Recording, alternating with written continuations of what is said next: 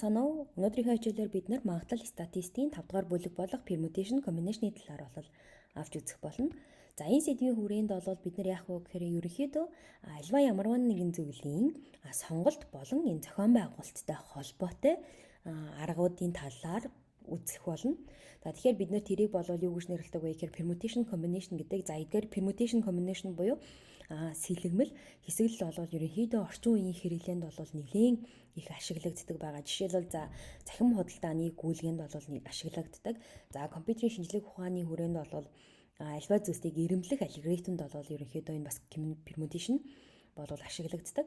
За мөн адилхан одоо компьютерийг хамгаалах нууц үгний хүрээнд бол бидний хэдийн янзаар сонголтыг хийж болох уу гэх мэтчлэнгээр болол ерөнхий нэлийн түгээмэл бол ашиглагддаг байгаа. За тэгвэл энэ ч яриад байгаа permutation combination гэдэг зүйл яг юу хэлээд байгаа юм бэ гэдэг талаар бол жоохон ярилцъя.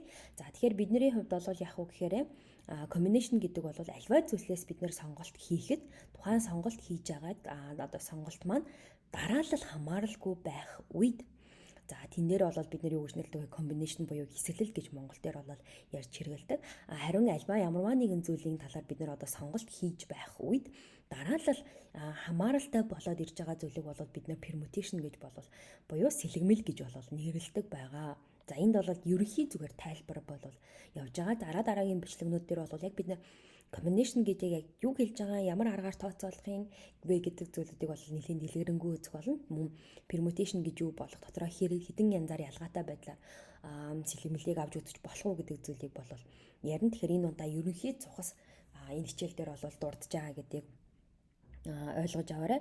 За тэгэхээр би энийг зүгээр энгийн жишээн дээр тайлбарлаж үзье. За биднэрт A, B, C гэдэг 3 үсэг байлаа гэж бодъё. Тэгэхээр энэ 3 үсэгнээс бид нэр яг уу гэхээр 2 үсгийг сонголт хийж авлаа. За тэгвэл 2 үсэг сонголт хийж авах тохиолдолд энэ дээр combination ямар байдлаар гарч ирэх үү? Permutation ямар байдлаар илэрч болох вэ гэдэг зүйлийг авъя. За тэгэхээр биднэрт 3 зүйлийг 3 үсэгнээс 2 үсгийг сонгож хийж авах гэж байгаа. За тэгэхээр combination бол бид нар яг уу гэхээр тухайн сонголт хийж байгаа 2 үсгийн маань хувьд ямар нэгэн дараалал хамааралгүйгээр яаж сонгож авах болох вэ гэдэг зүйлийг бол тайлбарлана гэсэн. За ингээд ирэх юм бол бидний combination дээр яг уу гэхээр би эхний тохиолдолд A үсгийг B үсэгтээ сонгож авч болно. Эсвэл A үсгийг C үсэгтээ сонгож болно. Эсвэл B үсгийг C үсэгтээ сонгож болно гэх мэтлэн 3 ялгаад баргаар л сонголтыг хийх боломжтой гэдгийг бол тайлбарлана гэсэн. Энэ дээр бол A, B, B, A гэж сонгох шаардлагатай гэдэг зүйл шаардлагагүй гэдгийг бол ярьж өгнө гэсэн combination. Харин тэр A, B, B, A гэдг нь яг юунд хамааралтай болох юм бэ гэхээр нөгөө үсгээ сонголтоо хийж авахд эхний үсэг A байх эсвэл эхний үсэг B байх гэдэг нь дараалал нь хамаатай болоод ирж байгаа тохиолдолд яг уу гэхээр энэ permutation гэдэг зүйл бол их сэлгэмэл гэдэг зүйл бол яригдахна гэсэн. За тэгэх юм бол permutation-ээр байдлаар хэдүүлээ одоо энэ 3 үсгнээс 2 үсэг сонгогдлоо гэж ботход A, B, B, A, AC, CA, BC, CB гэх мэтчлэнгээр 6 аргаар сонголт хийх боломжтой болж ирж байна гэсэн. Тэгэхээр combination, permutation гэдэг юм маань хоёрын ялгаа болол зөвхөн 3 үсгнээс 2 үсгийг сонгох ялгаан дээр бол ингэж гарч ирнэ гэсэн үг байна. Тэр дараагийн бичлэгүүдээр илүү дэлгэрэнгүй хөтөлөө үзэхнэ гэсэн. За тэгээд хэдүүлэнгийнх нь хувьд бол 5-ын 1-р хичээл бол юуг ярьж байгаа вэ гэхээр факториал функц гэж яг юуг ярьж байгаа вэ гэдэг талаар ярих зүйл байгаа. За бид нар ерөнхийдөө амьдрал дээр яадаг вэ гэхээр одоо жишээлбэл тооцоолол хийж явахдаа 4, 3, 2, 1 гэх мэт илэрхийллүүдийг бас тооцоолох шаардлагатай болдог. Гэтэл энэ заавал 4 биш. Одоо хэдээд 1-ээс 100 хүртэлх тооны үржирч байд юм уу? Ялгаатай янз бүрээр илэрхийлэгдэж болно те. Тэгвэл энийг бид нэр товчилсан арга юу гэж нэрлэдэг байгаа вэ гэхээр факториал функц гэж нэрлэдэг байгаа. За жишээлбэл 1-ээс 4 хүртэлх тооны энэ үржирийг бол бид нар юу гэж нэрлэдэг вэ гэхээр 4-ийн факториал гэж нэрлээд 4-ийн ард энэ анхааруулгын тэмдэгтэйгээр ерөнхийдөө болол тэмдэглэж өгдөг байгаад.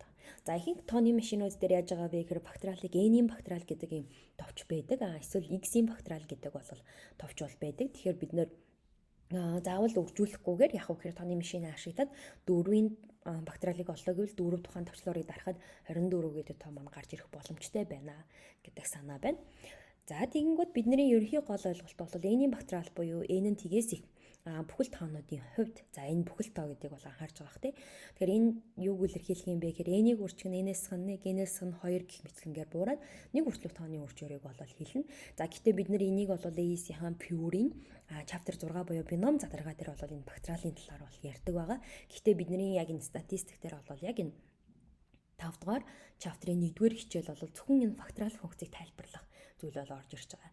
За тэгээд мөн адилхан энэ дээр гол авч үзэх зүйл бол юу байгаа вэ гэхээр тийм бактериал бол нэгтэй тэнцүү байдаг гэдгийг бол ерөнхийдөө авч үзэх шаардлагатай байгаа даа гэсэн. За ингээд та хэд гэртээ дасгал 5-ын аг хийгээд 7 бодлогыг бодоод үзүүлэх нь байна гэсэн. За нэмэлтээр дахиж хэлэхэд яах вэ гэхээр ягаад тийм бактериал нэгтэй тэнцүү байгаа вэ гэдгийг би та хэдэд бичлэгээр хамт оруулж өгье. За баяртай.